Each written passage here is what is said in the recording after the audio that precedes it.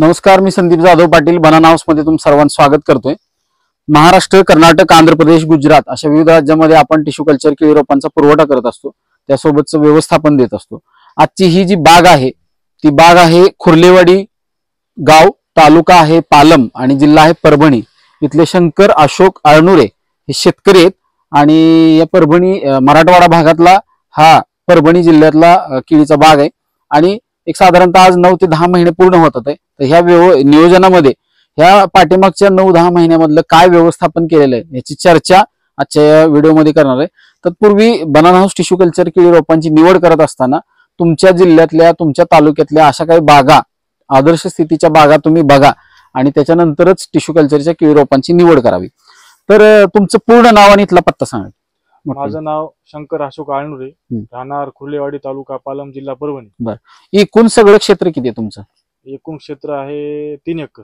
3 acre भावाचं आणि माझं। हा, नाही, पूर्ण नुसतं केळी सोडून इतर सगळं क्षेत्र किती? माझं क्षेत्र 12 एकर। 12। त्यात कुठली कुठली पिकं आहेत? ऊस, केळी आणि सोयाबीन। ऊस, केळी आणि सोयाबीन। तर केळी लागवड करायचं असं का विचार आला किंवा ह्याच्या आधी कधी लागवड केली होती? आता तसं म्हणलं तर पाण्याची इथली काही अडचण नाही, गोदावरीचं काठ म्हणजे किनाऱ्यावरतीच ही बाग आहे गोदावरीच्या, अशा पद्धतीचं इथलं सगळं भौगोलिक परिस्थिती आहे। पण केळी लागवड करायची असं का डोक्यात आलं? नगदी पीक आहे, चांगला आहे आणि तुमच्या युट्यूबला व्हिडिओ बघून येते थोडं जरा, आणि पश्चिम महाराष्ट्र सोयरी असल्यामुळे तिकडे जरा येणं असल्यामुळे असं आहे। हा, तिकडल्या भागात बघून तर एक नगदी पीक म्हणून निवड केली। भुसार पिकं तर तुम्ही घेताच आवडतं, मग बाकीची कुठली पिकं घेता तुम्ही? सोयाबीन, तूर, चना। तर हे आणि ह्या सगळ्या पिकांमध्ये एक नगदी पीक म्हणून आणि पाण्याची पण सोय चांगल्या पद्धतीने, म्हणजे केळीला अत्यंत महत्वाचा विषय पाणी, आणि गोदावरीचं काठच म्हणजे की नदीच्या काठावरतीच ही बाग आहे, त्यामुळे पाण्याची काही अडचण नाही। मला वाटतं काही एवढ्या ह्या उन्हाळ्यात पण कधी अडचण आली नाहीच। तर एवढ्या चांगल्या पद्धतीने यांनी व्यवस्थापन इथं केलेलं आहे।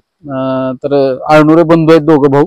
तर यामध्ये सगळ्यात एक अत्यंत महत्वाची गोष्ट आहे की इथली भौगोलिक परिस्थिती, आजूबाजूला केळी नसताना पण मला वाटतं अख्ख्या एवढ्या 5-25 किलोमीटर मध्ये किती बाग आहेत? 5-25 मध्ये 2च असतात आमचे। होय, तालुक्यामध्ये गंगाखेड, म्हणजे गंगाखेड मध्ये सुद्धा नाही? गंगाखेड आमचं पालम तालुका, पालम मध्ये एकही नसेल तालुक्यात। पण हे सगळ्यात कुठेतरी एक नवीन प्रयोग करायचा ह्या उद्देशाने ह्यांनी लागवड केली। तर लागवडीच्या आधी ह्या क्षेत्रात काय होतं? ऊस होता। ऊस, ते कसं काय केलं ते सांगा की, रान कसं तयार केलं? अगोदर रोटावेटर केला ऊसाला, रोटावेटर करून नांगरल्यावर पुन्हा अजून रोटावेटर केला आणि बेड मारली आपली 5 शेणखत टाकून बेड ओढली 6 फुटावर आणि मग 6 बाय 5 वर लागवड केली। तर लागवड केल्यानंतर तुम्ही आता डबल लॅटरल तर इथं वापरले, त्यात काय वाद नाही, सगळं आधुनिक पद्धतीनं इथलं व्यवस्थापन केलेलं आहे। तर ह्याच्यामध्ये शेणखताचा वापर किती केलाय फक्त एवढ्या क्षेत्रामध्ये? शेणखताचा 30 बैलगाड्या। 30 बैलगाड्या। आणि साधारणपणे रासायनिक खताचे किती डोसेस दिलेले? 2 डोसेस दिले। काही घडावरती आता काय फवारणी झालीत का? एक झाली। तर आणखीन एक साधारणतः 1 महिना ते 1.25 महिन्यापर्यंत इथं वेळ लागेल, अशा पद्धतीचं आहे। आता ही साईज यायला सुरू आहे ह्या बागेची, अशा पद्धतीची ही बाग आहे खुर्लेवाडी, तालुका पालम, जिल्हा परभणी, इथली आळनुरे बंधूंची। तर एक चांगल्या पद्धतीचं व्यवस्थापन काय असतं ते परभणीतले जे काही शेतकरी असतील त्यांना जर बघायचं असेल तर ह्या आळनुरे बंधूंची बाग इथं तुम्ही येऊन बघू शकता।